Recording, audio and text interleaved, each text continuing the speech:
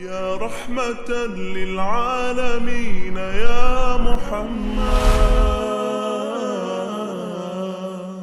ناظرین السلام علیکم ورحمۃ اللہ وبرکاتہ. سیرت پروجیکٹ سیزن 4 ایپیسوڈ 7 غزوہ بدر سے پہلے کی 8 جہادی مہمات. غزوہ اور سریہ کا فرق. غزوہ وہ جنگی مہم ہے کہ جس میں آپ علیہ الصلاۃ والسلام بنفس نفیس شریک رہے ہوں، جبکہ سریہ وہ فوجی کارروائی ہے کہ جس میں آپ علیہ السلام نے شرکت نہیں فرمائی. سیرت نگاروں میں سے موسیٰ بن عقبہ، ابن اسحاق اور واقدی کے قول کے مطابق غزوات کی کل تعداد 27 یعنی 27 ہے. بعض نے اس سے کم اور زیادہ بھی نقل کی ہے. اختلاف کا سبب یہ ہے کہ کسی سیرت نگار نے ایک ہی سفر میں 2 غزوات کو ایک شمار کر لیا، جیسا کہ حنین اور طائف کو ایک ہی غزوہ شمار کیا گیا، تو کسی نے ان کو علیحدہ علیحدہ 2 غزوات شمار کیا. اسی طرح کسی مورخ نے صلح حدیبیہ یا فتح مکہ کو غزوہ شمار نہ کیا کہ اس میں لڑائی نہیں ہوئی تھی اور جنگ کا ارادہ بھی نہ تھا، جبکہ کسی دوسرے مورخ نے معمولی جھڑپیں ہونے کے سبب ان کو غزوات میں شمار کر لیا.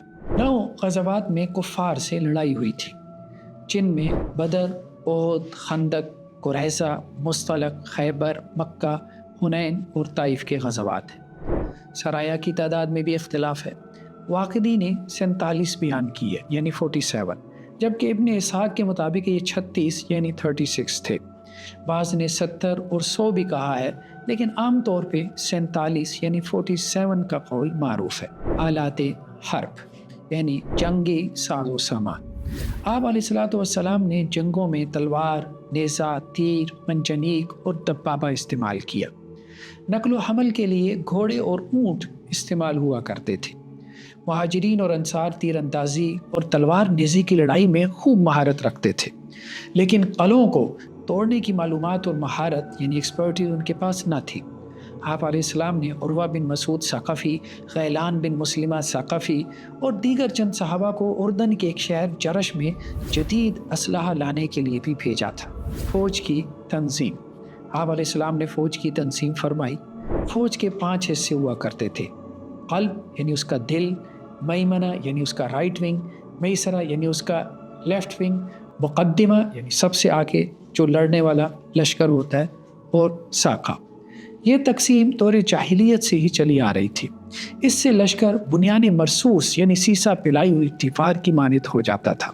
آپ علیہ السلام بنفس نفیس چھڑی ہاتھ میں لے کر مجاہدین کی صفیں درست فرمایا کرتے تھے. احد کی جنگ میں آہن پوش سپاہیوں کا الگ سے فوجی دستہ ہوتا تھا، یعنی جنہوں نے لوہے کی زریں پہنی ہوتی تھی. فوج کے سپہ سالار کا خیمہ یعنی chief of the army staff کا جو خیمہ تھا وہ میدان جنگ میں اونچی جگہ پر بنایا جاتا تھا تاکہ وہ پورے میدان کو سامنے رکھتے ہوئے ہدایات جاری کر سکے. آپ علیہ السلام کے لیے بھی بدر میں عریش یعنی ایک چھت تیار کیا گیا تھا. لشکر کا معائنہ یعنی انسپیکشن اور جذبہ یعنی لشکر کو موٹیویٹ کرنا. کسی دستے کی روانگی سے پہلے لشکر کی جانچ پڑتال یعنی انسپیکشن کا بھی مرحلہ ہوا کرتا تھا.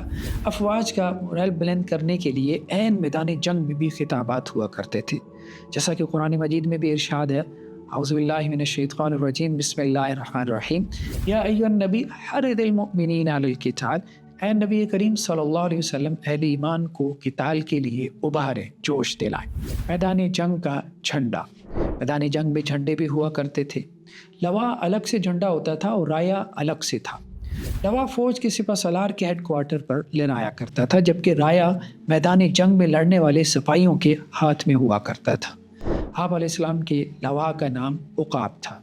لشکر کے جھنڈوں کے علاوہ قبائل کے الگ الگ جھنڈے ہوا کرتے تھے تاکہ قبائلی حمیت اور غیرت بھی جنگ میں کام آئے.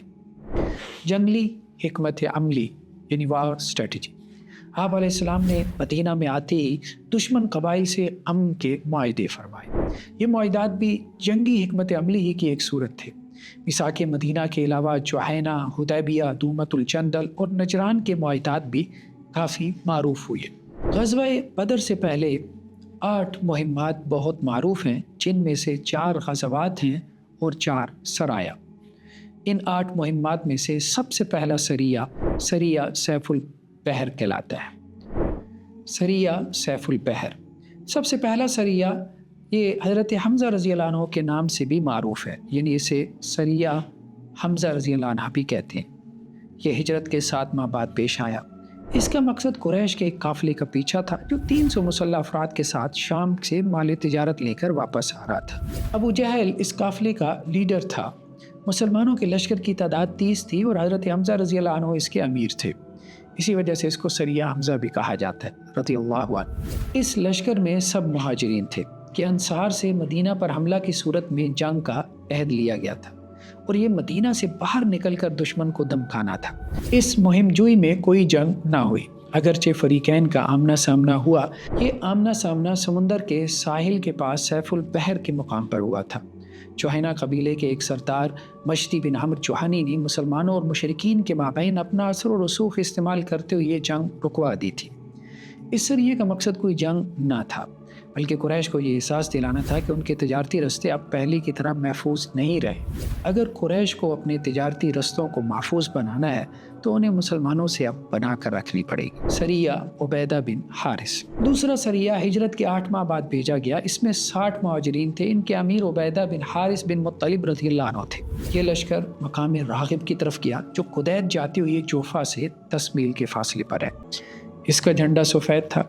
اس سریے کا مقصد بھی قریش کے اس قافلے کا پیچھا کرنا تھا جسے ابو سفیان شام سے واپس لا رہے تھے، اور وہ 200 افراد پر مشتمل تھا۔ رابغ کی وادی میں اجیاد کے چشمے پر دونوں کا آمنا سامنا ہوا اور دونوں طرف سے تیر اندازی بھی ہوئی۔ سب سے پہلا تیر سعد بن ابی وقاص رضی اللہ عنہ نے چلایا۔ سعد بن ابی وقاص رضی اللہ عنہ نے 20 تیر چلائے۔ کچھ مشرکین اور ان کے جانور زخمی ہوئے۔ 2 مسلمان کفار کے قافلے سے نکل کر مسلمانوں کے ساتھ جا ملے۔ ان دونوں کے نام مقداد بن عمرو بحرانی اور عتبہ بن غزوان مازنی تھے۔ یہ پہلے ہی سے پلاننگ کر کے آئے تھے کہ کوئی موقع ملا تو نکل جائیں گے۔ سریہ الخرار۔ تیسرا سریہ بھی قریش کے قافلے کا پیچھا کرنے کے لیے بھیجا گیا۔ یہ وادی خرار کی طرف بھیجا گیا تھا۔ اس کے امیر سعد بن ابی وقاص رضی اللہ عنہ تھے اور ان سے عہد لیا گیا تھا کہ اس مقام سے آگے نہیں بڑھیں گے، یعنی وادی خرار سے۔ لشکر 20 مہاجرین پر مشتمل تھا اور مسلمان پیدل گئے تھے۔ 5ویں صبح اس مقام پر پہنچے کہ جہاں پہنچنے کا ان کو حکم تھا، لیکن قریش کا قافلہ ایک دن پہلے ہی اس مقام سے نکل چکا تھا۔ غزوہ ابوا۔ یہ غزوہ ہجرت کے 1 سال بعد ہوا اور یہ آپ علیہ الصلوۃ والسلام کا پہلا غزوہ تھا۔ مہاجرین کی تعداد 60 تھی۔ حضرت حمزہ رضی اللہ عنہ کے پاس سفید جھنڈا تھا۔ مدینہ کے امیر سعد بن عبادہ رضی اللہ عنہ تھے۔ یہ غزوہ بھی بنیادی طور قریش کے قافلے پر چھاپا مار کارروائی تھی۔ ابوا کے مقام پر پہنچے تو قریش کا قافلہ نکل چکا تھا۔ اس سفر میں اس علاقے کے قبیلے بنو دمرہ کے سردار محشی بن عمرو الدمری سے معاہدہ بھی ہوا۔ غزوہ بوات۔ ہجرت کے 13 ماہ بعد قریش کے ایک تجارتی قافلے کو روکنے کے لیے مسلمان مدینہ سے نکلے۔ اس لشکر میں مہاجرین کی تعداد 200 تھی۔ بوات کا مقام مدینہ سے تقریباً 90 کلومیٹر کے فاصلے پر ہے۔ مدینہ کے امیر سعد بن معاذ رضی اللہ عنہ تھے۔ لشکر کا جھنڈا سفید تھا جسے سعد بن ابی وقاص رضی اللہ عنہ نے اٹھایا ہوا تھا۔ قریش کے تجارتی قافلے کا قائد امیہ بن خلف تھا اور اس کی تعداد 100 تھی۔ 2500 اونٹ تھے۔ بوات پہنچنے پر معلوم ہوا کہ قافلہ نکل چکا ہے۔ آپ علیہ السلام نے وہاں کے مقامی قبائل سے معاہدہ کیا اور مدینہ واپسی ہوئی۔ غزوہ صفوان۔ یہ غزوہ بھی ہجرت کے 13 ماہ بعد یعنی دوسرے سال ہوا۔ مدینہ کے نواح میں مسلمانوں کی ایک چراگاہ الجمعہ کے نام سے معروف تھی کہ جہاں مسلمانوں کے مویشی چرا کرتے تھے۔ قریش نے قرظ بن جابر الفہری کو چند افراد دے کر اس مقصد سے بھیجا کہ مسلمانوں کا مال لوٹ لائے۔ اس نے وہاں دعویٰ بولا۔ ایک آدھ چرواہا بھی موجود تھا، اسے قتل کر دیا گیا اور مویشی ہانک کر لے گیا۔ آپ علیہ السلام کو اطلاع ملی تو زید بن حارثہ رضی اللہ عنہ کو مدینہ کا امیر بنا کر قریشی لشکر کے تعاقب میں وادی صفوان میں نکلے، لیکن قریش کے لوگ نکل چکے تھے۔ اسے بدر اولا بھی کہتے ہیں کیونکہ یہ مقام بدر کے قریب تھا۔ غزوہ ذی العشیرہ۔ یہ غزوہ ہجرت کے دوسرے سال ہوا اور مقصد قریش کے تجارتی قافلے کا پیچھا تھا جو ابو سفیان کی قیادت میں شام جا رہا تھا۔ آپ علیہ السلام 150 سے 200 افراد کے ساتھ نکلے۔ 30 اونٹ تھے جن پر لوگ بھاری بھاری سوار ہوا کرتے تھے۔ جھنڈا حضرت حمزہ رضی اللہ عنہ کے پاس تھا۔ مدینہ کے امیر ابو سلمہ بن عبد الاسد بنائے گئے۔ آپ علیہ السلام نے ذو العشیرہ کے مقام پر پڑاؤ ڈالا۔ معلوم ہوا کہ قافلہ یہاں سے نکل چکا ہے۔ آپ علیہ السلام نے بنو مدلج کے ساتھ معاہدہ کیا اور مدینہ واپسی ہوئی۔ ان معاہدات میں عام طور عبارت یہ ہوتی تھی کہ اگر ان قبیلے والوں پر کسی نے حملہ کیا تو مسلمان اس کا جواب دیں گے، اور اگر مدینہ پر حملہ ہوا تو یہ قبائل مسلمانوں کا ساتھ دیں گے۔ سریہ نخلہ حضرت عبداللہ بن جحش رضی اللہ عنہ کی قیادت میں روانہ ہوا۔ کل 8 افراد تھے، بعض نے کہا کہ 12 تھے۔ آپ علیہ السلام نے انہیں ایک خط لکھ کر دیا کہ 2 راتیں سفر کرنے کے بعد اس خط کو کھول کر پڑھنا ہے۔ آپ علیہ السلام نے انہیں نجدیہ کے رستے پر سفر کرنے کا کہا۔